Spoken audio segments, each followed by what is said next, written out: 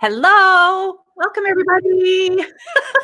It is Tuesday, the 26th, the day we've been waiting for to welcome Brooke Fossey to talk about her just, hysterical and yet tear-jerking and heartwarming book, The Big Finish.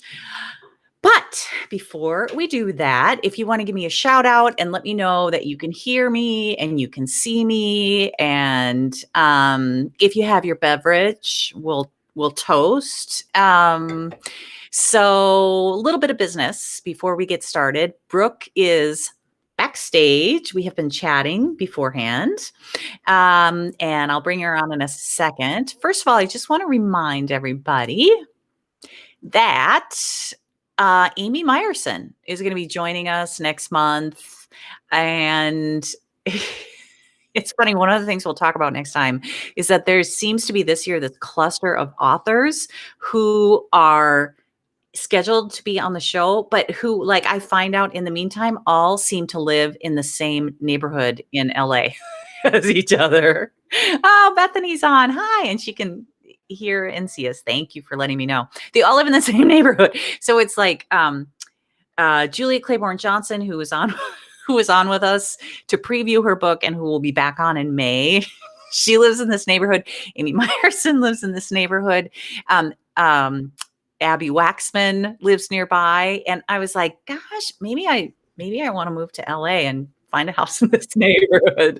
But anyway, there's something in the water. They produce really wonderful books. The Imperfects. If you haven't bought it, go out and get it now. You're going to love it. It's Amy writes about families and dysfunctional. Hi, Lori Nix. Dysfunctional families really well. And this one I chose for February specifically because it's about a diamond, a very rare diamond that the family finds out has been part of an inheritance that they didn't know about, and it kind of something of that huge value sort of like makes everyone go a little crazy. So the Imperfects for February, I figured diamonds for Valentine's Day. What else could be more appropriate? All right. So that is coming up. Mark your calendars. February 23rd, just about a month from now.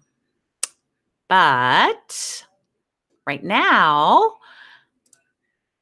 we're going to bring on Brooke Fossey, who is the very talented debut author of The Big Finish.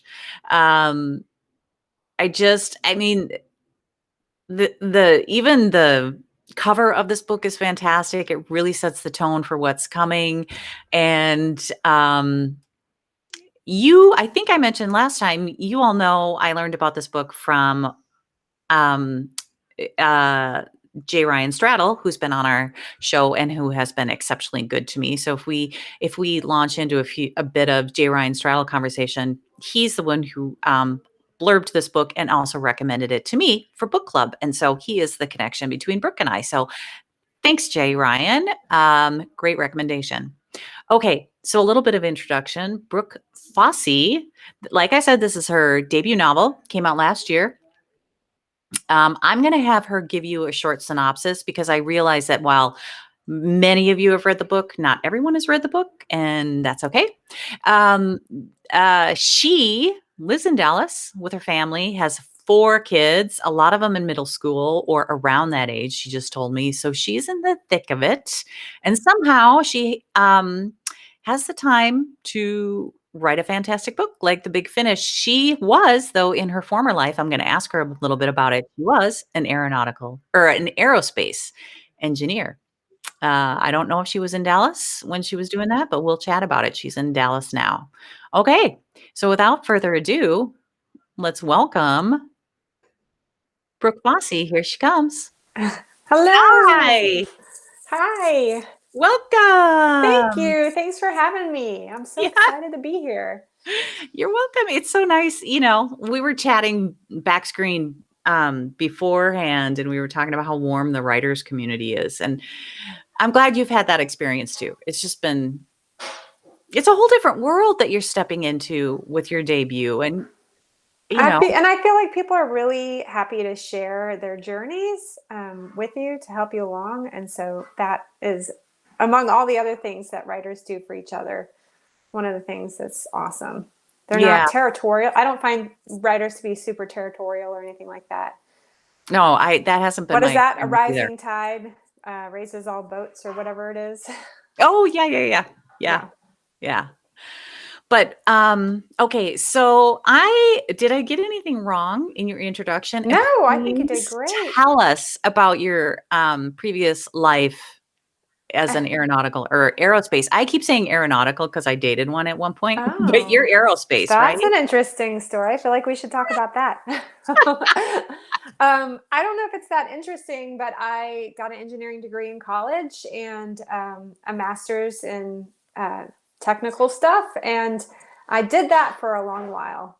And so I worked on the Joint Strike Fighter, which is the airplane here. Yeah. It was in Dallas, Fort Worth. There's a Lockheed Martin here.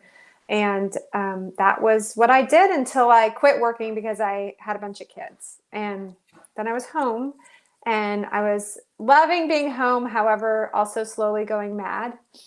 And writing became my outlet. And before that, I didn't really write. So it was like, I feel like it's this late in life passion that I found. I feel really lucky to have kind of fallen into it because of boredom and madness. That is the kind of that is the kind of story that it amazes me because I I didn't follow a writer's career. I didn't follow a writer's path, but I have written my entire career. I had a whole career in large scale management consulting and corporate communications and 20 plus years. So I was writing as a part of my job every day and learning to toughen my skin and take criticism and just learn to be a really good ear and self-editor and all that stuff. But to come into it cold, what was that? I mean, what was it like to step out of the little writer's womb That that we're all in? You because know? I was old enough to remember. Is that why you're asking me? No, no, the just the Yes. writers, because when you're working on your book, I I know think that you had written a I number of books before this. well, I really think it's an advantage in that I knew nothing. And so I didn't even know enough to be frightened, or I didn't know enough that it would stop me, because if I had known it was going to take a decade, I might not have done it. But I Yeah. didn't know. Like, I finished that first book and I'm like, hey, so who's going to publish this now that I finished it? And I went to a workshop and everyone was like, oh, baby writer, welcome to the world. Oh, no. Oh, there you are. Okay, There we you lost you for a second. are. And so I kind of think it was an advantage, I say. And I Yeah. found a great workshop, and like we were saying, a bunch of writers that were happy to help me with the craft and teach me the ropes. So Yeah. it was a good journey for me. I got my MFA on the streets, you know. Oh, yeah. Yeah, you did. Yeah, you did. I mean, and there's something about that learning by doing, and that just you basically took it in baby steps. Mm-hmm. Mm-hmm. Yeah. Yeah, that's So fantastic. Yeah, you were like a past president of the DFW. DFW Writers Workshop. Yeah. Yeah, So for anyone that happens to be in the Dallas area, it is the best place to go. Got a large membership, published authors, aspiring authors, and everybody helps each other. So great culture. yeah. Those communities of writers are amazing. I mean, that's one of Mm-hmm. them. I grew up in Minnesota, and then moved away for nearly 20 years. And when I came back here, one of the things that it sort of freed up in me was this ability to pursue my creative desires and passions. And Minnesota just has this phenomenal writers community. I don't know. Maybe It it's because it's does. cold in the winter and we all stay inside. Maybe. Well, my husband's from Minnesota, and so Oh, that's that's good to right. know. Yes, if we ever end up back there by any chance, I will Yeah. come find. I'm going to come find you, Gretchen. Be careful. You're welcome. You're welcome anytime. I'll be happy to introduce you to all the Minnesota greats as if I know them. But we'll meet them together. Um, I did notice in the book that speaking of Minnesota, that Josie uses that as her cover. Her cover that she was in Minneapolis and she went to the U of M. That's my little wink. My little wink Yeah, to the isn't Minnesota that side of the family. isn't that great? To the ability to drop the little Easter eggs in for people that you love. Yes, and nobody else. I mean, nobody would be the wiser Yeah, otherwise. But no, yeah, doesn't hurt the story. my dog Rufus makes an appearance also. And I'm an Aggie. Texas A&M makes an appearance too. So goofy, but Yeah, it's also fun. Do you want to give, just for people who haven't necessarily read it all the way through sure. yet, do you want to give just a quick plot summary? Yes, I'll give you my elevator pitch to the Yeah. best of my ability. This is the story as told by an 88-year-old narrator named Duffy Sinclair. And his world at the assisted living is turned upside down when his roommate's granddaughter climbs through the window and brings all of her problems with her. And chaos ensues, hijinks ensues, slash, it's like I think they call it a coming of age, coming of old. I don't know what they call it, but Who both is of them have some growing to do. There's some serious topics that, I think it is funny. However, I do deal with aging and alcoholism and abuse. There are some heavy topics in there, but I tend to deal with stuff. I feel like it's taboo to mention, but like Woody Allen can do funny, also serious. Like, I think that's my lane. Well, humor doesn't work without heart. I mean, it has to I agree. connect. It has to connect to the human being in you. It can't Mm-hmm. just. It doesn't work in a vacuum. And so I think it's better because it has heart.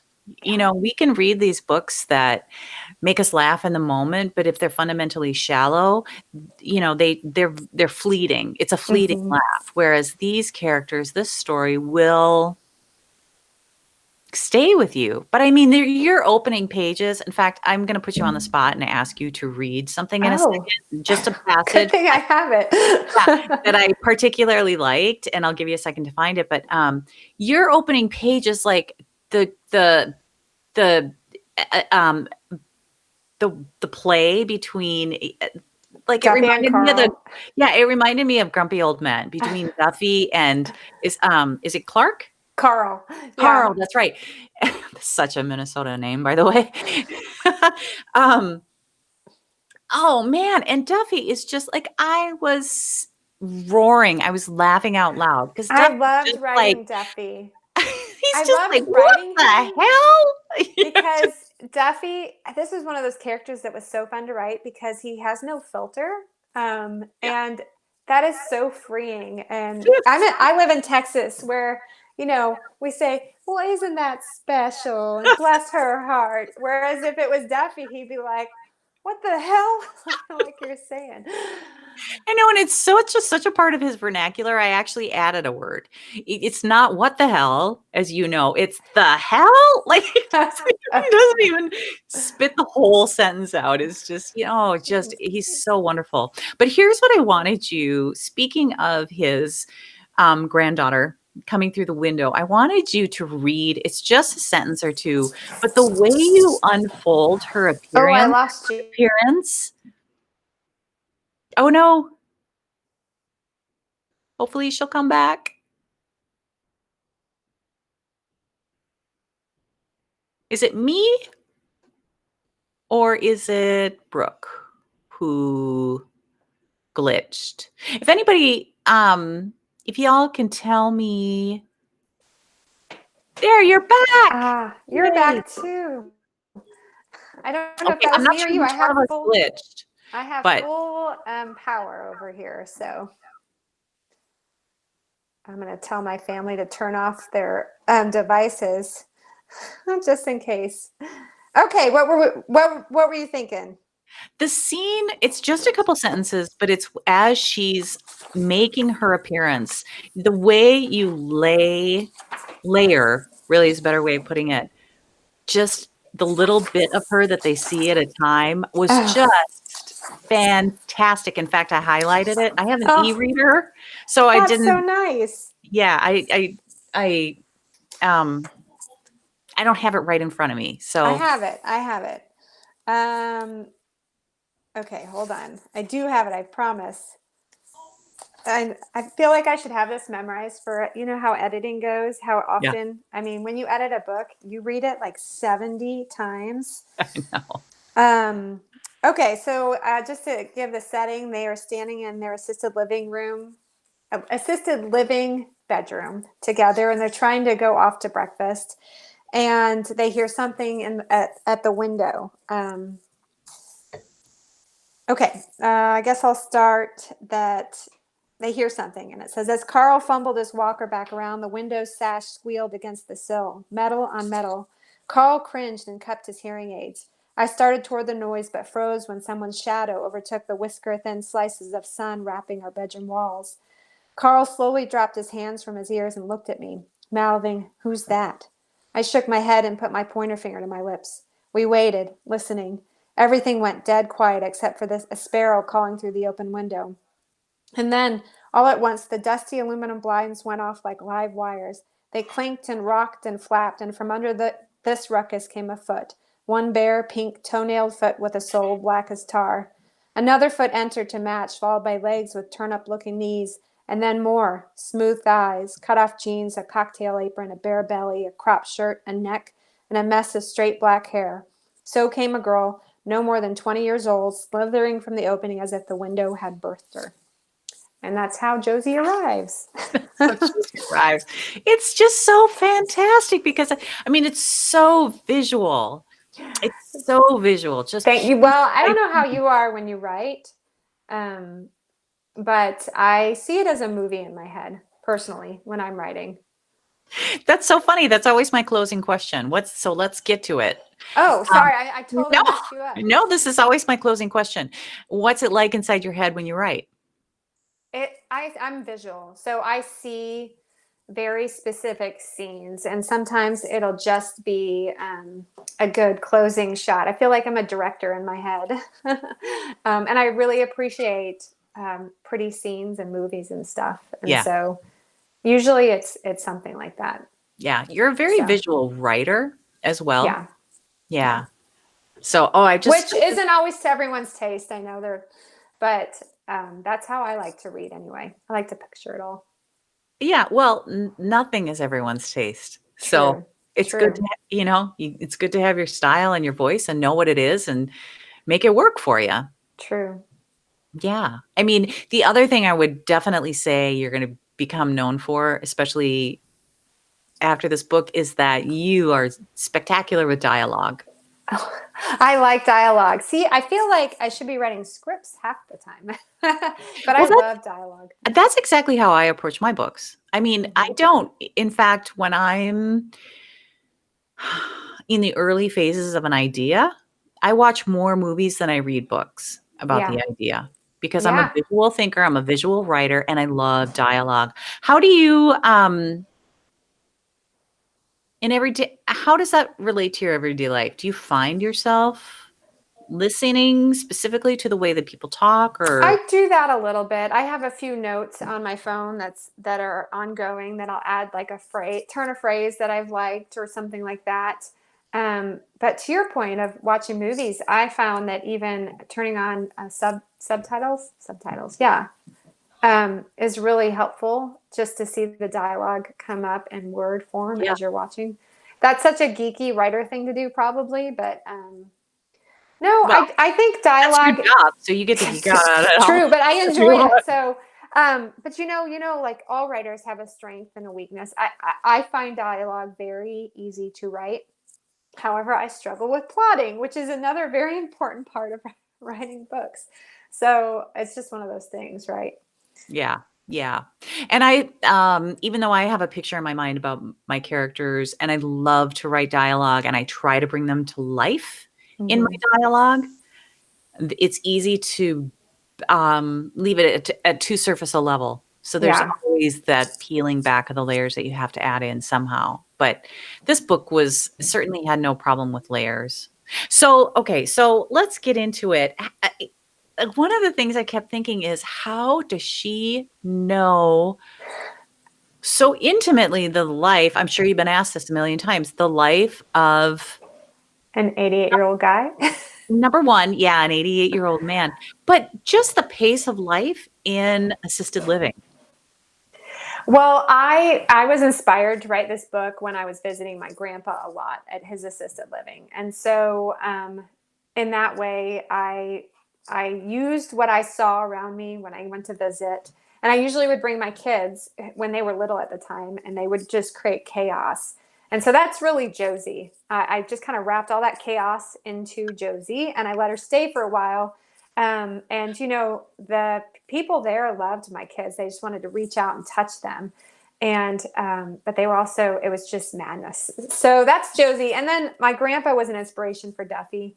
Oh, see, Um, well, yeah, in a small way. I mean, he wasn't yeah, exactly like Duffy, but he was a joke teller and he enjoyed an audience.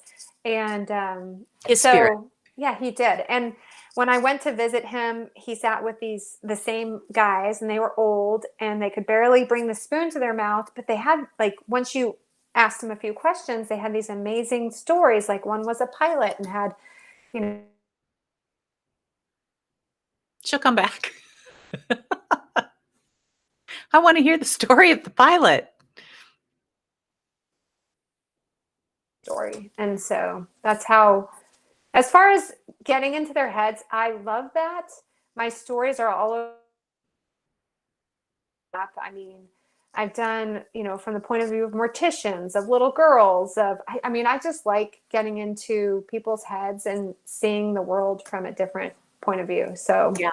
Yeah. it's fun. That's part of the fun part of writing. So how did you get, I mean, there's more to getting into their heads though than hearing their stories. I mean, one of the things that struck me throughout the course of this book is there are so many little things, and this is true of great stories. There are so many little things that appear small to Mm, one character, but that mean so much to the other character, to the character that it's happening to. And for example, with Duffy, it's his the stakes are so high for him between assisted living and nursing home care. And every time someone, talks about him being in the nursing home, he quickly, respond or corrects them, says it's assisted living. And the arc for me with Duffy and all of the characters in Centennial, the home, was the loss of control mm-hmm, that they mm-hmm. feel. Like for Duffy, it was everything from his hourly, daily fear that he was going to get kicked out by the new owner, Sharon, and have to, go to the nursing home Simmons home for the age. Yeah. that he wanted to avoid at all costs. Or everybody, nobody's bodies cooperate. Everyone's very slow. Yes. Yes, Everyone's very slow. and his knees give out one at a time at the worst moments. So there's just this entire lack of control that they seem to be experiencing throughout. So, there's a very emotional level to it. How did you crawl inside that head? Gosh, I don't know. Gosh, I don't know. Maybe I'm an 88-year-old man in my head already. We all have We a all are. tendency I always say, to like, associate with our characters I and think things. I think about it a lot. We have these youth suits, and mine's not as youthful as it used to be, but we have to all of us are going to have to take them off at some point. God willing that we make it to our 80s, right? And I think that that's something that is healthy to contemplate in some regards, because then when it comes, you're not surprised or Yeah. disappointed that it's arrived. And so it's not something I have shied away from in my own thought process. So, and my mom was a caregiver to my great aunt, lived with us, so I was surrounded by a lot of Yeah. people that were elderly. So it was part of my life. It wasn't something that was tucked away Yeah. for Or me. treated And with fear or disgust. no, yeah, it was just part of my life. And so There's a that warmth part. there's a warmth in the treatment of your characters that you can sense that Oh, thank you. yeah, Yeah, yeah, because we do. I mean, as a society, we shut them away. we do, and it's too bad. And if anything, in a perfect world, if this had come out and it wasn't COVID, I was hoping to do like a kind of reading tour where you bring your friend you go visit an assisted living to visit your friend, like whoever your loved one is there, and all that stuff. But all the, COVID shut all of our nursing homes and Yeah, assisted living homes down and yeah. stuff. So that was really unfortunate. But, Well, you can always do that as a public service in the future. oh, and I plan to, but Yeah, yes. yeah. You know what? I won't give the ending away, but it ended so perfectly and poignantly. I really loved it because there's nothing I hate more than an ending that I don't like, or I that know. feels Well, and this like one's tricky. This one's tricky. or that feels like too tight of a bow, too neat and tidy of a bow. I'm Yeah, like, "Ugh, knock it off. We're messy people. We're messy creatures. Make the ending we are messy." so messy. And this one is appropriately messy, but one of the things I loved about it was that his body has been failing the entire book, and he's being accused. His reputation is failing. He's being accused of things that aren't actually happening, Hmm. but his body does exactly what it needs to do at the very end. Hmm. Hmm. You know? I just loved that. I like the ending. I know it's probably a matter of taste, and like you said, not everyone. Yeah. But that's one of those things. No matter how many edits I did, the ending would get me. Would get me. Yeah. Yeah. So, yeah. Well, rightly so. I mean, okay, so it's almost 7:30. So Okay. people, I'm gonna give you the heads up. We try to take the last question at 7:30 so that we Okay. let Brooke get back to her kids and her life soon afterwards. But I do want to talk about Josie before we Okay. go. And man, did I want to hate her at some points. Me too. Oh, I just, and yet her her needs and her everything she's missing so fundamentally in her life is very apparent from her first appearance. I mean, there's not you unfold her well, beautifully, so you don't learn all of her secrets right away, but she is A mess. from the very beginning. Yeah, we understand that she's a mess, and so that makes it easier not to hate her completely. Right. Um, uh, but tell me tell us about what Josie meant to you. What were your dreams for her? What did you want from her as a character? And she was actually a hard character to write because there are parts of her that aren't lovable. Um, but I wanted her to be both Duffy's mirror and his foil at the same time.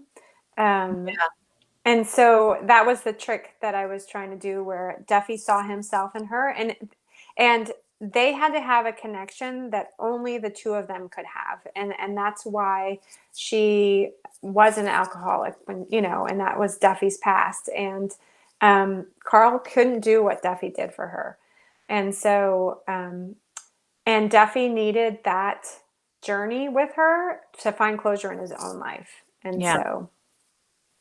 I kept thinking to myself the whole way through um, that for so many writers, the instinct would have been to write this from Carl's perspective, or Mhm. maybe to add a second point of view and have that be Carl's. And you didn't. And I just, I think turned out great. Well, But was that thank ever a you. consideration? Um, no, you know why? Because Duffy's voice in first person narrative came so strongly to me that I don't think that I could have done anybody else justice because Duffy was such a big personality. Yeah. And so, no, but I'm doing 2 points of view in third person for my second book. So there you go. I'm just kind of playing around here. But this Yeah. one was Duffy's story through and through. So, Yeah, and that, I mean, I think that's appropriate. It's Duffy's story. If you would have tried to take them both on, or the temptation would have been to explore this relationship between the grandfather and the granddaughter. mm-hmm, You know, mm-hmm. but this third person is a surprise. This third person in their lives, and it lends beautifully to the story. I mean, it is. It's Duffy's story, and I just, yeah, it was wonderful. Well, thank you. So, a question. Do you, in your head, what do you I know we don't know these answers as authors because we can't foretell the future as much as we would love to tell our husbands and our children that we can. Uh, but in your heart, do you feel like Josie continues to struggle with addiction? So it's so funny. At the end, you should know for people that haven't read, there's a pseudo love interest in Anderson, who is the chef slash resident muscle at the assisted living. And, people ask, do you think that their journey is going to continue while she battles her addiction and all that stuff? And I think if I were going to write a second book, that her and Anderson would try to make it work. However, they're really poorly suited for each other because she has to find herself by herself. Yeah. So, I And mean, yes, I he's think too her much of a journey is fixer. very Yeah. unfinished at He's the too end. much of a fixer for how much baggage she has. She has a lot of baggage. And this is just a week in the life. I mean, that's the other thing to remember is that I jammed this into, I think I don't remember how many days it is. Truly just days. This story takes place over the course of a few days. So a lot happens. Yeah. Yeah, it does. So. Okay, final questions, get them in. We've got one from Kelly, who is actually a librarian. Hi, Yeah, Kelly. Kelly, yeah, and also if you're on Twitter, you should follow her. She's really Oh, entertaining to follow fun. on Twitter. Yes. Okay, would this be classified as uplit? That's the kind of category I put it in for my readers. Yes, that is generally what I've heard is uplit book club. I think that just for an FYI, the cover that it landed with, I don't know if everyone can see this, is a little bit more goofy. I don't know what the right word is. It's a Yeah, little bit more happy-go-lucky than ultimately. Not that this isn't a happy-go-lucky book, but I think this lends itself to people thinking that it's slapsticky or something like that, but it's not. So I just a expected little an escape asterisk. story. What's that? Like, I expected an escape story. Like, Yeah, he was gonna, she came in through the window and she a was like road trip or fly by something. night, and he was like, let's go. And I kept thinking, when are they like the whole first act? I was like, when are they gonna leave from that? I mean, it I definitely captures the tone of his desire. And I do love the cover. But yeah, Oh, it's beautiful. I mean, it's beautiful. It's by a artist named Guy Shields, and if you ever look up his art, it's just the coolest. It has a little Norman Rockwell feel, but yes, I think it's a metaphorical trip that they're taking together. yeah. So, yeah. But it is most certainly, I would agree, it's uplit. It's a Mm, life-giving story. It's a life-renewing story. Yeah, yeah. most certainly. It's one of those books. Well, and it's perfect fit for this because not only does it make you laugh, but it leaves you feeling better Mhm. when I you're hope so. done. And Yeah, also, I hope that people read it, and whether you're young, I hope it makes you think of the people in your life that are older, or if you're middle aged. Like it, as I was writing it, I was like, what kind of older person do I want to be? Because I think a lot of it is a choice that you have to make. So it makes you think. I hope it makes people think. And then if you're in your later years, I hope that they appreciate the fact that they're the heroes and yeah. they're seen. So, yeah. Librarian to the rescue. Kelly also defines uplit as dealing with challenging issues, Yes, it but in is a way that uplit. there's Yeah, redemption. thank you, Kelly. Yes, thank you. Good. Now I can. It's only been out a year. I should be able to answer this, but thank you, Kelly. I told you, librarians are my people. I'm telling you, I love them. Okay, so we already kind of answered that final question. If anybody has any more, we got like 1 minute to get them in. But I do want to ask what you're working on next. Well, I know it's not necessarily It's imminent because you're Yeah. stuff Well, through, what but I'm working on, and we'll see what happens with it, is I feel like I can't give too much away because there are still very nebulous parts of it, but oh, that's absolutely fair. You only share what you're. I can You tell didn't you even that share what you threw away yesterday. I have a character who has I would call a healthy obsession with old soap operas. Um, and Like old so, as in like all, our oh, like General Hospital I type Luke and Laura time frame or like soap operas. I ordered this online for my book that is in progress. And it just has a lot of soap opera callbacks because of that. But she and her son, they're just recovering from the death of their patriarch, and they're trying to find their futures. So that's a very soft pitch. oh, But that's awesome. I kind of love it though. I love those just, Bethany is saying healthy obsession with soap opera sounds fascinating. I'm with you. I'm like, if you talk Luke and Laura, at any point in the book, I am there. Man, do you know who I'm talking about with Luke and Laura? yes. Yeah. I only know, my mom used to watch a lot of soap operas, and my great grandmother learned English by watching soap operas. So I know them generally. Bless Excuse you. me. However, I'm learning a lot about soap operas in writing this, and not all of it's going to make it in there. But Stefano, whatever, he's been resurrected 13 times. Like, I have all this information now that I'm like, what do I do with it? I guess I'm going to write a book. And then Kelly says, characters are my jam. Bring on the I characters. love Okay, we got characters. you. I We I got you, Kelly. agree. Yes, that's how I write my books. The characters are first for me. So Well, it's their story. They have to speak to you first. That's the way I see it. And in my family, what I say is right all the time. Just yeah, kidding. Yeah, as if that were true. we Yeah. should hang out. Yeah. Well, next time you visit Minnesota, I will. I'm going to come look you up. and when, the world can start traveling again and book tours can return, Ah, it's just, yeah, I'm sad that you missed out on that with your debut. It's really an exciting component, but, and that's I'll, okay. oh, That it's should coming. motivate me. Yeah, it should Yeah, motivate it's me to coming. finish this book.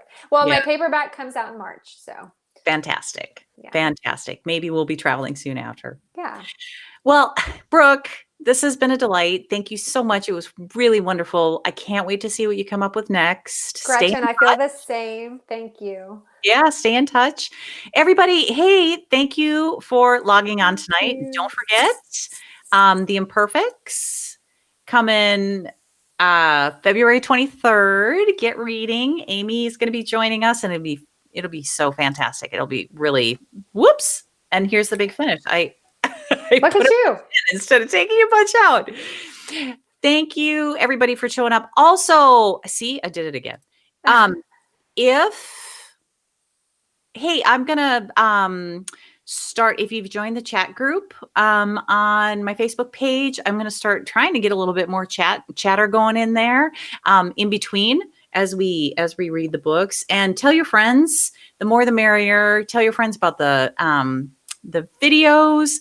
Like it, pass it along, share it. That would be fantastic. And tell everybody you know about Brooke's book as well. Oh, thank you. Yes. Yes.